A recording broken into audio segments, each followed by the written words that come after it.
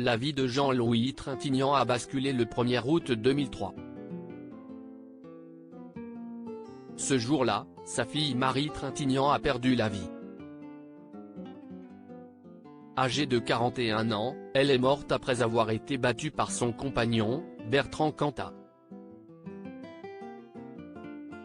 Dans la nuit du 26 au 27 juillet 2003, à Vilnius en Lituanie, ce dernier s'en était pris à elle après une dispute. Puis Marie Trintignant avait dû être opérée au niveau du cerveau avant d'être rapatriée en France en état de mort cérébrale. Elle est partie après une opération dite de la dernière chance. En mai 2018, dans l'émission 19h le dimanche sur France 2, Jean-Louis Trintignant était revenu sur cet épisode marquant de sa vie.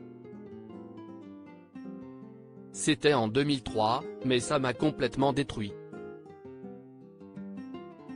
Je n'arrive pas à m'en remettre, avait-il confié. Puis il avait ajouté, je ne me suis pas tellement relevé. Parce que je vais de plus en plus mal. Je vais de plus en plus mal, oui. Mais en même temps on est fait de nos bonheurs et de nos drames. Suite à ce drame, l'acteur avait fait le choix de se réfugier dans le travail. L'un de ses remèdes. Il y a des gens qui me disent parfois, vous devriez faire ce film, cela vous fera du bien. Et si est-il vrai, d'ailleurs? Si est-il un peu vrai, ça me fait du bien. Ça me fait du bien de travailler, de faire des choses, avait-il confié. Aujourd'hui atteint d'un cancer, Jean-Louis Trintignant a refusé de se battre. Bertrand Cantat n'est pas dans le déni suite au décès de Marie Trintignant. Bertrand Cantat avait été condamné à 8 ans de réclusion.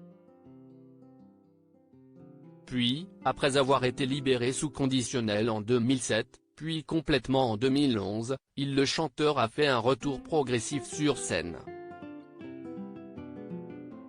En octobre 2013, il confiait dans les colonnes des Inrecuptibles ne pas être dans le déni de ce qui s'est passé.